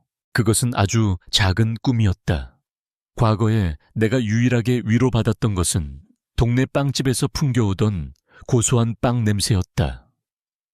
그 냄새를 맡고 있으면 세상의 모든 더러운 것들이 잠시나마 잊히는 것 같았다. 내 대답에 그는 마치 세상에서 가장 위대한 꿈을 들은 것처럼 환하게 웃었다. 좋은 생각이네요. 당장 알아봅시다. 그는 그날 밤 나와 함께 노트북 앞에 앉아 최고의 제빵 학원들을 검색했다. 단순히 돈을 줘버리는 것이 아니라 나의 꿈을 자신의 꿈처럼 함께 고민하고 응원해 주었다. 그의 세계와 나의 세계는 그렇게 조금씩 섞여 들어갔다. 주말이 되자 그가 뜻밖의 제안을 했다. 오늘은 당신 집에 가봅시다. 네, 제 집이요. 그 좁고 누추한 곳에 왜 당신이 어떤 곳에서 어떻게 꿋꿋하게 살아왔는지 내 눈으로 직접 보고 싶어서요. 그곳은 당신의 역사잖아요. 그는 나의 낡은 원룸에 가는 것을 마치 소풍이라도 가는 것처럼 설레어했다. 우리는 함께 마트에서 장을 봐서 그의 번쩍이는 세단 대신 택시를 타고 나의 동네로 향했다. 나의 작은 옥탑방에 들어선 그는 신기한 듯 주위를 둘러보았다. 그는 좁다고 낡았다고 불평하는 대신 창가에 놓인 작은 화분을 보며 말했다. 이런 곳에서도 꽃을 피워냈네요. 당신처럼. 그날 우리는 그 작은 방에서 함께 라면을 끓여 먹었다. 대한민국 최고의 CEO가 양은 냄비에 끓인 라면을 세상에서 가장 맛있는 음식인 것처럼. 먹는 모습은 비현실적이었지만 동시에 너무나도 따뜻했다. 그는 설거지를 하겠다며 좁은 싱크대 앞에 서서 서툰 솜씨로 그릇을 닦았다. 그 뒷모습을 보는데 나도 모르게 눈물이 핑 돌았다. 반대로 나는 그의 텅 빈 집의 생기를 불어넣기 시작했다. 나는 그의 최고급 주방을 점령했다. 처음에는 어색해서 값비싼 주방 기구들을 망가뜨릴까봐 조심스러웠지만 곧 익숙해졌다. 나는 인터넷을 보며 서툰 솜씨로 빵과 쿠키를 굽기 시작했다. 처음 만든 쿠키는 돌덩이처럼 딱딱했지만 그는 그것을 세상에서 가장 맛있는 디저트인 양 먹어주었다. 아주 건강한 맛이네요. 그렇게 말하며 딱딱한 쿠키를 억지로 씹는 그의 모습을 보며 우리는 한참을 함께 웃었다. 점차 그의 집은 고소한 빵 냄새로 채워지기 시작했다. 나는 거실에 작은 화분들을 들여놓았고 우리가 함께 찍은 첫 사진을 작은 액자에 담아 거실 테이블 위에 올려놓았다. 그의 집은 더 이상 차가운 쇼룸이 아니었다. 우리의 웃음소리와 음식 냄새와 사소한 생활의 흔적들이 쌓여 그곳은 비로소 가정이 되어가고 있었다. 물론 모든 것이 순탄하기만 한 것은 아니었다. 그의 아버지는 여전히 우리 관계를 인정하지 않았다. 그는 지원에게 직접 연락하는 대신 비서를 통해 내게 분수에 맞지 않는 욕심은 모두를 불행하게 만든다는 식의 경고 메시지를 보내오곤 했다. 하지만 나는 더 이상 상처받지 않았다. 내 옆에는 강지원이 있었기 때문이다. 그는 아버지의 압박에 흔들리지 않았다. 오히려 그는 아버지에게 선언했다. 아버지가 하은 씨를 제 사람으로 인정해 주실 때까지 저도 아버지의 아들로서의 의무를 다하지 않겠습니다. 그의 단호한 태도에 아버님의 연락도 점차 뜸해졌다. 완벽한 해결은 아니었지만 그것은 분명 긍정적인 변화였다. 어느 평화로운 저녁, 그는 소파에 앉아 서류를 보고 있었고 나는 그 옆에 기대어 제빵 학원에서 받아온 책자를 뒤적이고 있었다. 고요한 거실에는 그가 좋아하는 클래식 음악이 낮게 흐르고 있었다. 나는 책자에서 눈을 들어 서류에 집중하고 있는 그의 옆모습을 가만히 바라보았다. 날카로운 콧날, 진지한 눈매. 하지만 그의 입계는 예전에는 없었던 부드러운 미소가 걸려 있었다.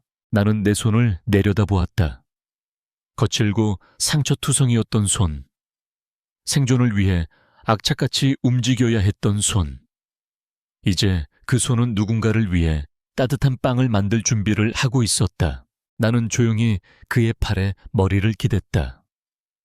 그는 서류에서 눈을 떼고 내 머리를 자연스럽게 감싸 안았다. 왜 그래요? 그냥요. 행복해서. 우리의 삶은 동화 속 이야기처럼, 그리고 그들은 영원히 행복하게 살았답니다로 끝나지는 않을 것이다. 상처는 여전히 그곳에 존재하고 우리는 앞으로도 수많은 어려움을 마주하게 될 것이다. 하지만 이제 우리는 함께였다. 서로의 가장 깊은 어둠을 끌어안고 서로의 빛이 되어주며 우리는 우리만의 속도로 우리만의 방식으로 새로운 현실을 만들어 나가고 있었다. 1년 후 오후에 햇살이 통유리창을 통해 쏟아져 들어와 갓 구운 빵 위에서 금가루처럼 반짝였다.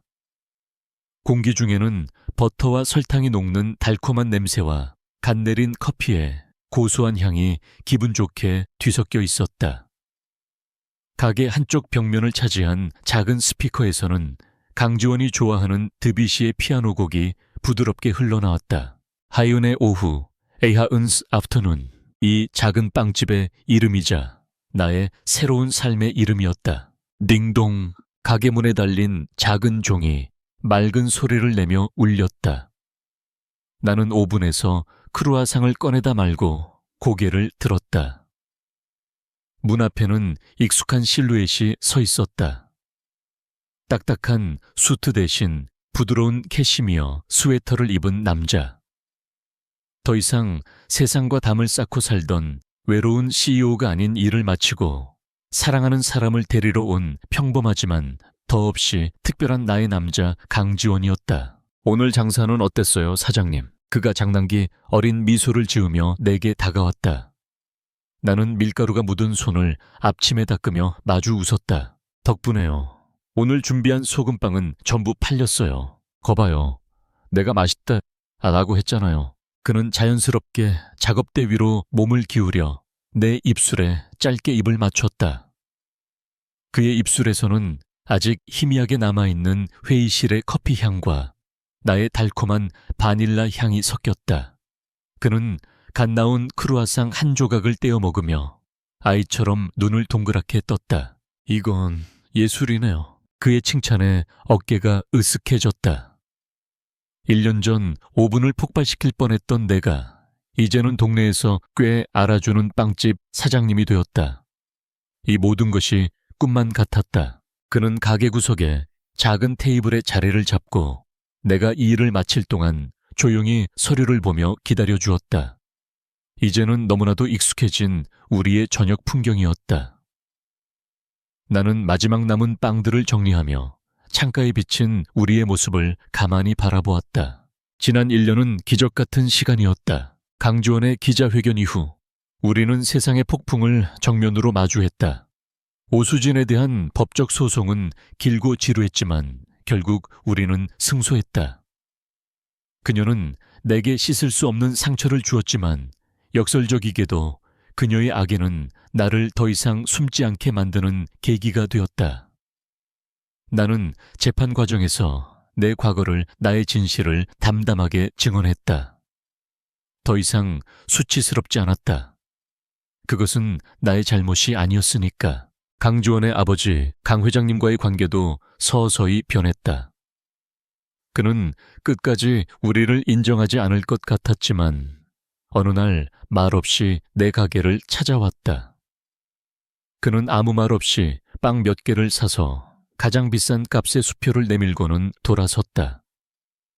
그날 이후 그는 가끔씩 비서를 통해 신제품은 언제 나오냐고 묻게 했다.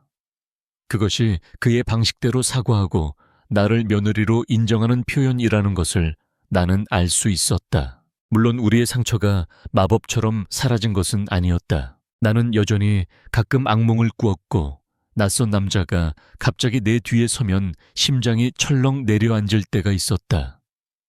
하지만 이제는 내 옆에 내 손을 잡아주는 사람이 있었다. 내가 악몽을 꾸고 식은땀을 흘리며 깨어나면 그는 아무 말 없이 나를 꽉 껴안고 내가 다시 잠들 때까지 등을 토닥여 주었다. 그의 품 안에서 나는 안전했다. 강지원의 상처도 마찬가지였다. 우리는 그 문제에 대해 더 이상 이야기하지 않았다. 그럴 필요가 없었다. 우리의 사랑과 신뢰는 과거의 트라우마가 만든 심리적 장벽보다 훨씬 더 강했다. 그는 내 앞에서 단 한 번도 불능인 적이 없었다. 그는 그저 사랑하는 여자를 행복하게 해주고 싶은 세상에서 가장 다정한 남자일 뿐이었다. 상처는 사라지지 않았다. 그것은 희미한 흉터처럼 우리 삶의 일부로 남았다. 하지만 이제 그 흉터는 더 이상 우리를 아프게 하지 않았다. 오히려 그것은 우리가 얼마나 힘든 시간을 함께 건너왔는지를 증명하는 우리 사랑의 역사가 되었다. 정리 다 했어요. 그의 목소리에 나는 생각의 바다에서 빠져나왔다. 나는 앞치마를 벗어 걸고 그에게 다가갔다. 네. 이제 갑시다 우리 집에. 우리 집. 한때는 상상도 할 수 없었던 그 단어가 이제는 너무나도 자연스럽게 내 입에서 흘러나왔다. 가게 문을 잠그고 밖으로 나오자 시원한 저녁 공기가 우리를 맞았다. 우리는 손을 잡고 그의 차를 향해 걸었다. 도시의 불빛이 하나둘씩 켜지기 시작했다. 나는 문득 1년 전에 나를 생각했다. 세상에 대한 공포와 자기 혐오로 가득 차 하루하루를 겨우 버텨내던 배달원 이하은. 그때의 나에게 누군가 지금의 내 모습을 보여주었다면 나는 결코 믿지 못했을 것이다. 세상은 우리를 불능재벌과 사랑에 빠진 배달부라는 자극적인 헤드라인으로 소비했다. 그들은 신데렐라 스토리를 기대했거나 혹은 비극적인 결말을 예상했을 것이다. 하지만 우리의 이야기는 그 어느 쪽도 아니었다. 이것은 왕자님이 불쌍한 소녀를 구원해주는 이야기가 아니었다. 이것은 똑같이 망가지고 상처 입은 두 사람이 서로의 조각을 맞춰주며 하나의 온전한 그림을 완성해 나가는 이야기였다. 행복은 완벽한 상태가 아니었다. 행복은 상처가 없는 삶이 아니라 그 상처를 함께 보듬고 치유해 나갈 사람을 만나는 것이었다. 행복에는 정해진 모양이나 공식이 없었다.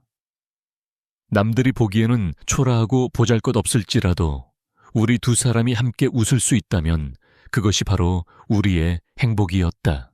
채 올라타기 전 그가 나를 돌려세워 부드럽게 입을 맞췄다. 가로등 불빛 아래서 우리는 세상에서 가장 평범하고도 행복한 연인이었다. 나는 깨달았다. 인생의 가장 짙은 어둠 속에서도 한 줄기 빛은 반드시 존재한다는 것을. 그리고 그 빛을 향해 나아갈 용기만 있다면 행복을 찾기에 너무 늦은 때란 결코 없다는 것을.